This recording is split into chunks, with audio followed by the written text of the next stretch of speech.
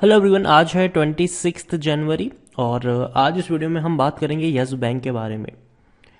13 साढ़े 13 रुपये का ये शेयर है, 13 रुपये 60 पैसे के आसपास है ये। और पिछले कुछ दिनों से इसी रेंज के आसपास घूम रहा है। अगर ऊपर भी जाता है 1 रुपये तो वापस 1 रुपये नीचे लौट कर भी आता है।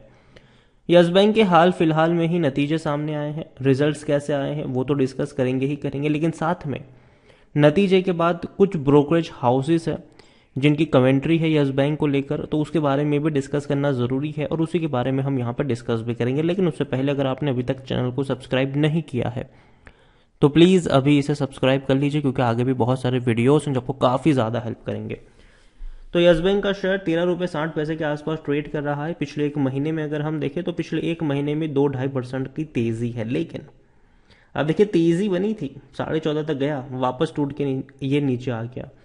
एक साल की अगर हम बात करें तो पिछले एक साल में कई बार हुआ है कि ये ऊपर गया है, नीचे आया है, ऊपर गया है, नीचे आया है, ऊपर गया है, नीचे आया है। 16% की गिरावट है पिछले एक साल में। और इवन अगर हम 10 साल का चार्ट देखते हैं तो 10 साल में ये गिरावट और भी ज़्यादा बड़ी है। रीज़न ये है कि भैया एक वक्त का शानदार शेयर था, 400 रुपये तक जाने वाला शेयर था, लेकिन टूट के जो बिखरा ये 10 रुपये पर आ गया था, 10 रुपये पर। यस बैंक क्राइसिस हम सबने देखा कि किस तरीके से ये बैंक बर्बादी की तरफ गया था। वहां से एसबीआई ने यहाँ पर पैसा लगाया और इसको बचा लिया।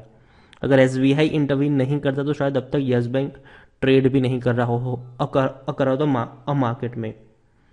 यहाँ पर अगर देखा जाए तो लार्ज कैप शेयर है, 34,250 करोड़ के आसपास का ये मार्केट कैप है। वॉल्यूम्स की बात करें तो 10 करोड़ के आसपास के वॉल्यूम्स हैं, बड़ी क्वांटिटी में शेयर ट्रेड हो रहे हैं। और promoter Rana Kapoor and family, हालांकि वो तो एग्जिट हो चुके हैं यहाँ से, अब उनके पास कुछ बचा नहीं है। लेकिन अब जो बड़े प्रमोटर है वो, अब आप कह सकते हो कि स्टेट बैंक ऑफ इंडिया है, 30% की होल्डिंग उन्हीं के पास है। यस बैंक को लेकर अगर हम देखें तो 19% लोग बेचने की बात कर रहे हैं हाल फिलहाल में, according to Moneycontrol user. बाकी हर कोई खरीदने की और खरीदारी करी है तो बने रहने की बात यहाँ पे जरूर कर रहे हैं। यस बैंक में जो लास्ट ट्रांजेक्शन हुआ था वो खरीदारी का था, लेकिन उससे पहले बिकवाली का भी हुआ था। यहाँ पर अगर हम बात करें इनके रेवेन्यू को लेकर तो अच्छी तेजी आई थी 2019 तक, लेकिन 2021 में हालत खराब हुई, रेवेन्यू कम होते चले गए। 2022 में भी इनके रेवेन्यू शायद कम ही आएंगे, 20,000 करोड़ से थोड़े कम आएंगे। यहाँ पर अगर हम बात करेंगे हम प्रॉफिट्स की, तो पिछले 2 सालों में बड़ा नुकसान इस कंपनी में इस बैंक में देखने को मिला है। 22,700 करोड़ का लॉस 2020 में हुआ था, 21 में 3,500 करोड़ के आसपास का लॉस हुआ है। लेकिन 2022 में एक्सपेक्ट किया जा रहा है कि ये जो बैंक है वो 800 850 करोड़ का प्रॉफिट कमाएगी। रीजन ये है कि ऑलरेडी 3 क्वार्टर में तकरीबन 700 करोड़ के आसपास का मुनाफा इसने कमा लिया है, जो कि अगेन एक अच्छी बात है, ट्रैक पे आ रहा है ये। लेकिन जो सबसे बड़ी दिक्कत है यस बैंक की वो ये है कि अभी भी एनपीए ज्यादा है। हर क्वार्टर में 200-200 करोड़ रुपए कमा रहे, जो अच्छी बात है, डेफिनेटली अच्छी बात है। लेकिन एक खराब नतीजे अगर आ गए बीच में तो सारी चीजों पर मिट्टी मिल जाएगी। यहां पर अगर हम बात करें, देखो तो Q3 के रिजल्ट्स आए और बेहतरीन नतीजे हैं, बेहतरीन। 265 करोड़ से आसपास का इन्होंने प्रॉफिट कमाया है, जो देखा जाए तो बहुत हाई है, अच्छा है इनका प्रॉफिट। और इतना ही नहीं, लेकिन इंटरेस्ट जो है वो भी यहां पर देखा जाए तो हालांकि कम हुआ, 31% तक स्लिप हुआ है ये।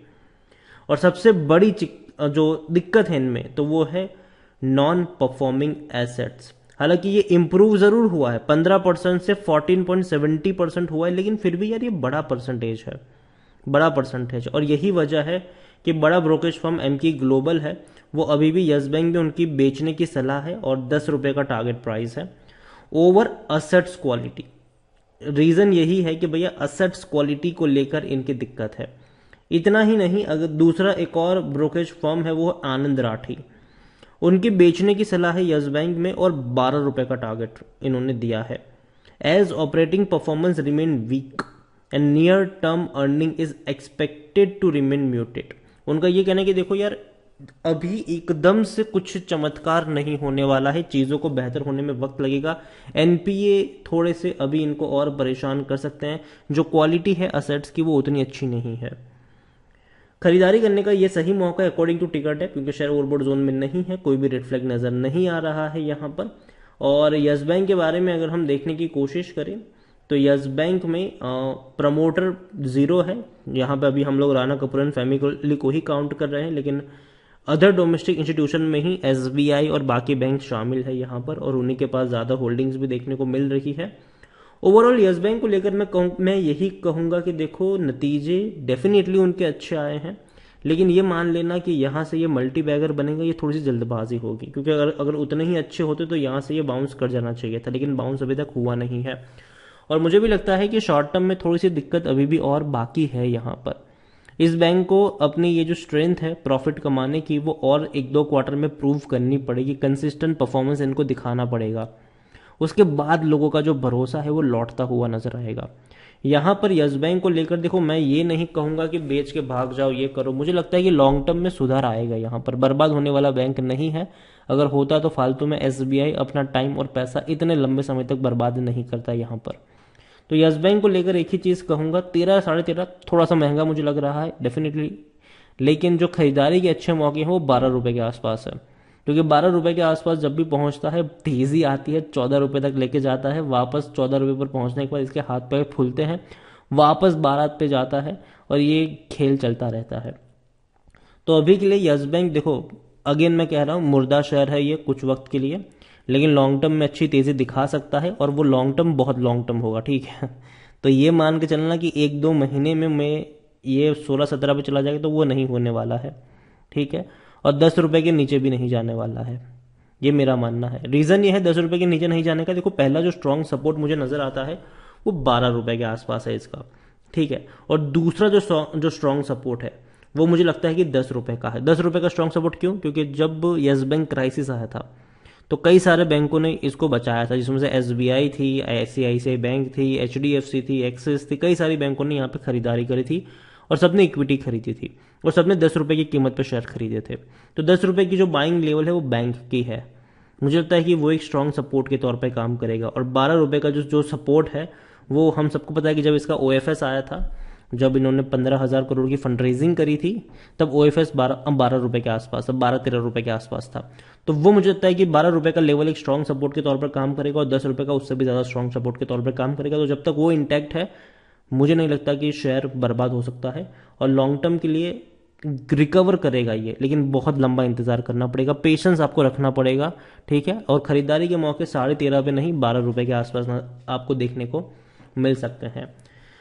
तो यही कहूंगा कि भैया पेशेंस हो तो ही यहाँ पे बने रहो, अगर आप में पेशेंस नहीं है तो आपको इससे दूर रहना चाहिए। वीडियो को यहीं पे एंड करूंगा, पसंद आया हो तो लाइक करें, शेयर करें। चैनल पर अगर आप पहली बार आए तो प्लीज़ सब्सक्राइब करें, और यस बैंक के बारे में आप क्या सोच रहे हैं वो भी आप मुझे कमेंट में लिखकर बता सकते हैं। Thank you.